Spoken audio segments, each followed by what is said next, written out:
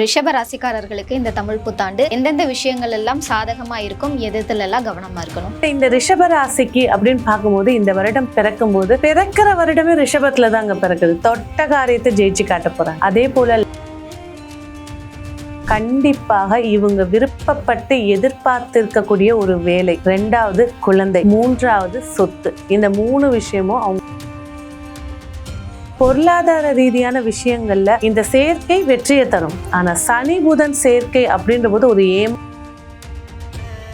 ரொம்ப இந்த அன்பு, அன்கண்டிஷனல் லவ் அப்படின்றது கிடைக்காதது. உண்மையான அன்பு நோக்கி போய் அவங்க வாழ்க்கையை இந்த வருடம் எக்ஸ்ட்ராடினரியா இருக்கும். காரணம் என்ன? ரொம்ப சிம்பிள்மா, லாபஸ்தானத்துல சனி இருக்கா, உபஜயஸ்தானத்துல சனி என்ன பண்ணுவான்? இந்த காலகட்டத்தை பொறுத்த வரைக்கும் ரிஷபராசிய பெண்கள்ல பாத்தீங்கன்னா ஹோம் மேக்கர், ஹவுஸ் ஒய்ஃப் அப்படின்னு ஒருத்தவங்க இருக்கவே கூடாது. காரணம் 6ஆம் மாசம் வரைக்கும் வாக்கு பெருசா யாருக்கும் கொடுக்க கூடாது. ஏன்னா குடும்பஸ்தானத்துல குரு இருக்காரு. உன் இழந்த சொந்தம் அப்படின்ற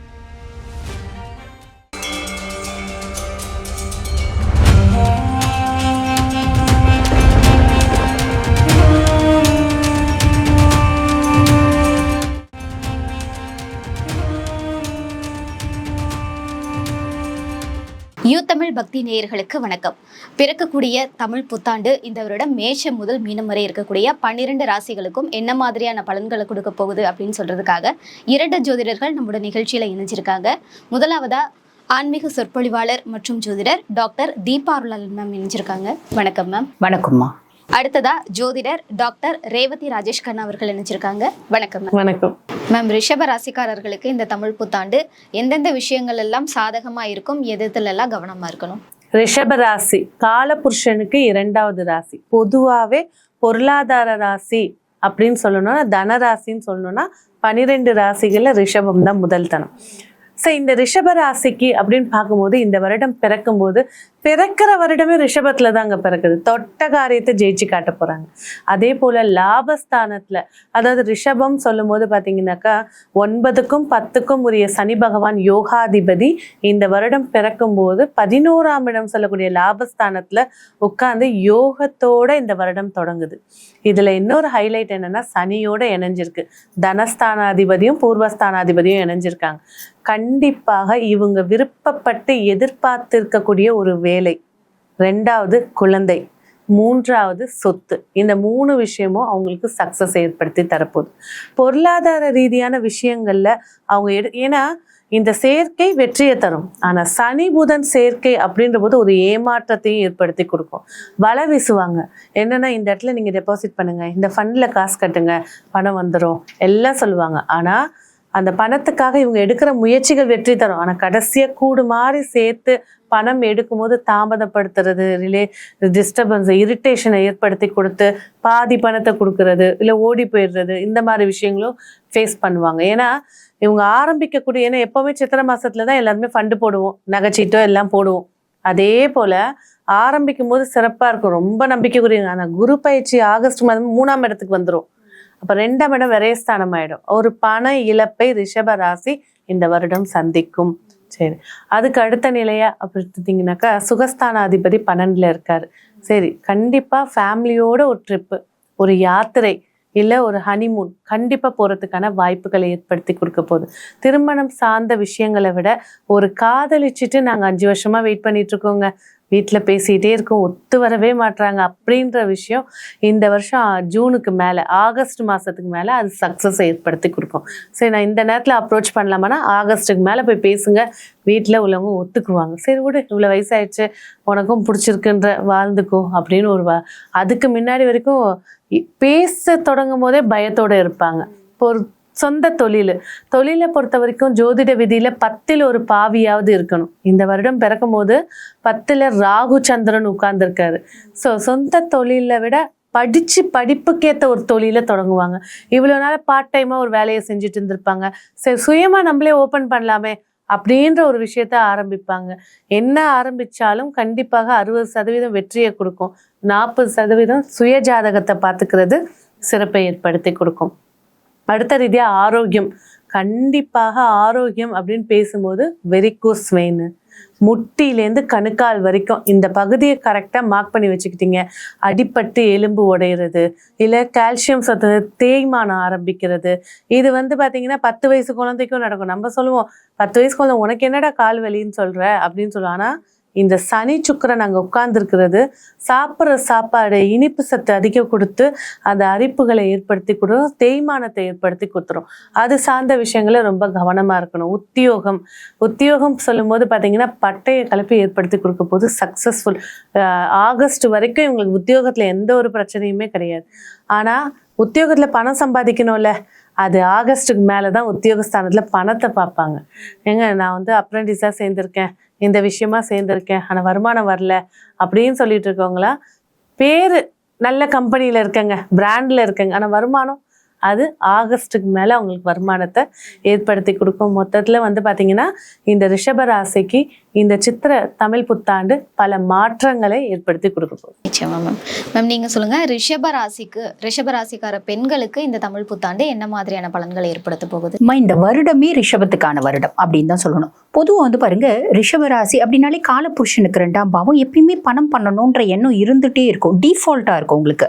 அதே மாதிரி இன்பில்ட்டாக ட்ரெமெண்டஸ் எனர்ஜி இருக்கும். பட் பியாண்ட் தட் அவங்க என்ன பண்ணுவாங்கன்னா, ரொம்ப இந்த அன்பு, அன்கண்டிஷனல் லவ் அப்படின்றது கிடைக்காதது, உண்மையான அன்பை நோக்கி போய் அவங்க வாழ்க்கையை வீண் பண்ணுவாங்க. யாரும் உண்மையான அன்போட ரிஷபத்தோட பழகுவாங்களா அப்படின்னா அது கிடையவே கிடையாது. அது ரிஷபத்துக்கு விதிக்கப்பட்ட ஒரு சாபம் அப்படின்னு கூட சொல்லலாம். சரி, அப்படிப்பட்ட ரிஷபராசி என்பவர்களுக்கு ரொம்ப நாள் கழிச்சு அத்திப்பூத்தா போல பார்த்தீங்கன்னா இந்த வருடம் எக்ஸ்ட்ராடினரியா இருக்கும். காரணம் என்ன? ரொம்ப சிம்பிள்மா, லாபஸ்தானத்துல சனி இருக்கா, உபஜயஸ்தானத்துல சனி என்ன பண்ணுவான், நீ எவ்வளோ ஹார்ட் ஒர்க் பண்றியோ அதுக்கான பலனை நான் கொடுத்துருவேன். ரிஷபம் ஹார்ட் ஒர்க்கு கவலைப்படவே மாட்டாங்க. அதாவது 24 hours 365 days உழைக்கணும் அப்படின்னா முதல்ல ரிஷபத்தை சொல்லலாம், 2வது தான் மகரத்தை சொல்லுவாங்க. பொதுவாக நிறைய பேர் மகரத்தை தான் ஃபர்ஸ்ட் டாமினேட்டா நிற்க வைப்பாங்க. ஆனால் ரிஷபம் அதையும் தாண்டி அப்படின்லாம். ஸோ உழைக்கிறதுக்கு கஷ்டமே படாத ரிஷபராசி என்பர்கள் எவ்வளோக்கு எவ்வளோ உழைக்கிறாங்களோ அவ்வளோக்கு அவ்வளோ சக்ஸஸ் அப்படின்றது வந்துருவாங்க. இந்த காலகட்டத்தை பொறுத்த வரைக்கும் ரிஷபராசி பெண்களில் பார்த்தீங்கன்னா ஹோம் மேக்கர், ஹவுஸ் ஒய்ஃப் அப்படின்னு ஒருத்தவங்க இருக்கவே கூடாது. காரணம், சனியை பேஸ் பண்ணி மட்டுமே நான் சொல்றேன்னா கிடையாது. சனி பகவான் எந்த அளவுக்கு ஹார்ட் ஒர்க் பண்ற, what you deserve I will give அப்படின்றத சனியினோட மைண்ட் செட். ஆனா ராகு 10ல் இருக்கா, 10ல் ஒரு பாவி இருந்தால் அரசனை போல யோகம் உண்டு அப்படிம்பாங்க. இப்ப சனியா இருந்தா அவ்வளோ டக்குன்னு அந்த அரசனை போல யோகம்லாம் கொடுக்க மாட்டான். ஆனா அங்க இருக்கிறது ராட்சஸ் என்ன பண்ணுவான், அள்ளி கொடுப்பான், கொடுத்துட்டு மறந்துடுவான். ஆக ராகு 10ஆம் பாவத்துல இருக்கிறதுனால இந்த 12ஆம் மாசம் வரைக்குமே 10ஆம் பாவத்துல தான் இருக்க போறா ராகு. அப்ப நீ என்ன படிச்சிருக்க, பொதுவா ரிஷபம் பாருங்கம்மா நல்லா படிச்சிருப்பாங்க, நல்ல இன்டெலிஜென்ஸ் இருக்கும். இப்ப ரிஷபராசி பெண்கள் நல்லா படிச்சிருந்தாங்க, வேலை செஞ்சிருந்தாங்க, திருமணம் ஆன பின்னாடி எங்க கணவர் வீட்டுல ஒத்துழைக்கல, அவங்க வேணான்னு சொல்லிட்டாங்க, அதனால நான் வேலையை விட்டுட்டேன், எங்க கணவரோட அன்பு எனக்கு வேணும், என் குடும்பத்தோட அன்பு வேணும், அப்படி ஆல்வேஸ் ஃபேமிலி பாண்டிங் அப்படின்னு சொல்லலாம் ரிஷபம் கடகம்லாம்.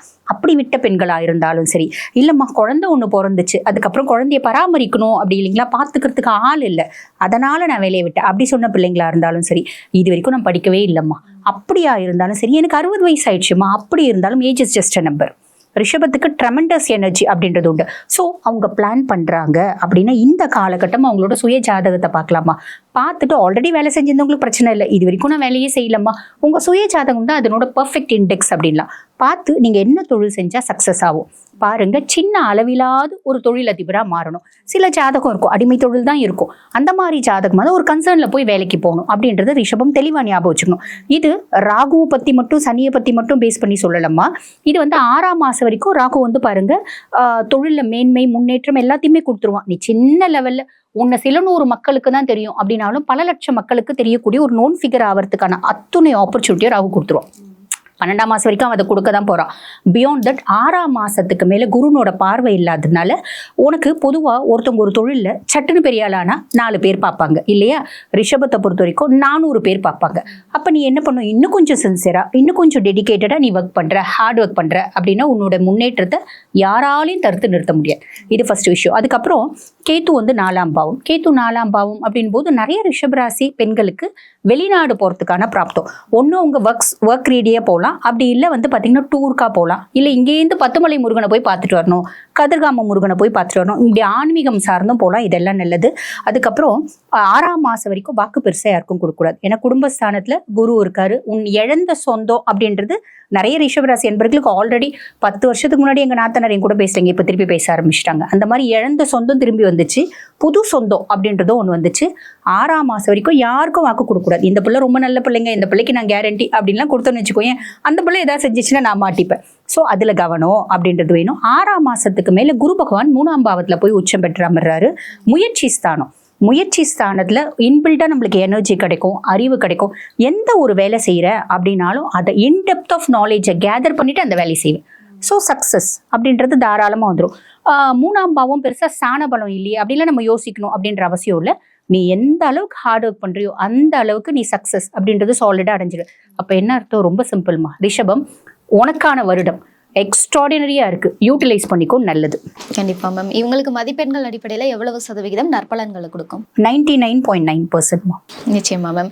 ரிஷப ராசிக்காரர்களுக்கு இந்த வருடம் எப்படி இருக்க போகுது அப்படின்ற பலன்களை சொல்லியிருக்கீங்க. நன்றி. நன்றி.